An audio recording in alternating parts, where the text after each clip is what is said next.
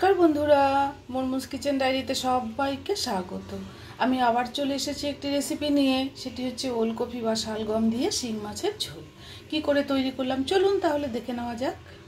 ওলকপি দিয়ে শিং মাছ রান্না করবার জন্য দুটো ওলকপিকে আমি নিয়ে নিলাম।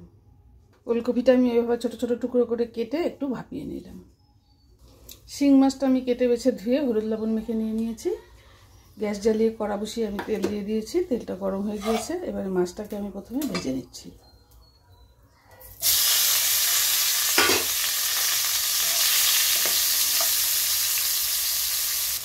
মাছটা ভাজা হয়ে গিয়েছে। মাছটাকে এবারে আমি তুলে নিচ্ছি।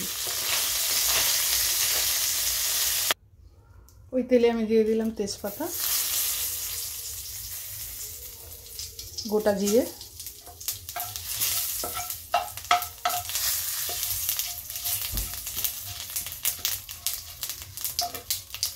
এটাকে একটু নাড়াচাড়া করে এবার আমি ভাপিয়ে রাখা কপিগুলো দিয়ে দিলাম।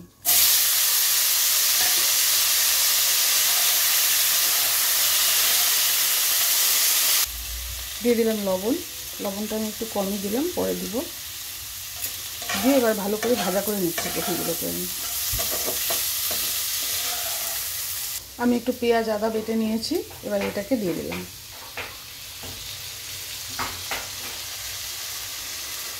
মিক্সি বাটিটা ধুয়ে আমি একটু জলও দিয়ে দিলাম।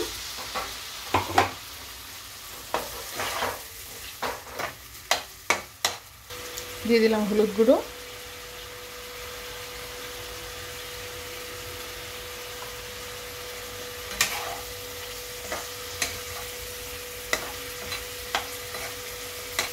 লঙ্কার গুঁড়ো,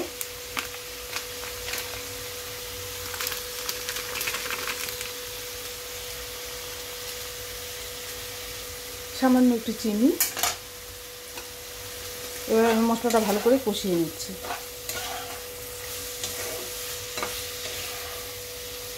মশলাটা ভালো করে কষানো হয়ে গিয়েছে। এবার আমি এর মধ্যে দিয়ে দিচ্ছি গরম জল। আপনারা চাইলে কিন্তু জিরের গুঁড়ো, ধনের গুঁড়ো ব্যবহার করতে পারেন। আমি জিরে ধনে ব্যবহার করলাম না।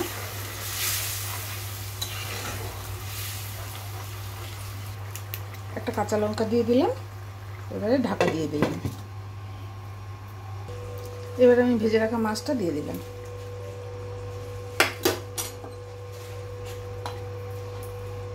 এবার আমি একটু গরম মশলা দিয়ে দিলাম।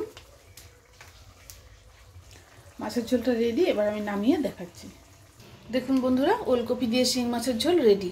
এই রেসিপিটি যদি আপনাদের পছন্দ হয় লাইক, শেয়ার, কমেন্ট, সাবস্ক্রাইব করতে ভুলবেন না প্লিজ। সকলে ভালো থাকবেন, সুস্থ থাকবেন।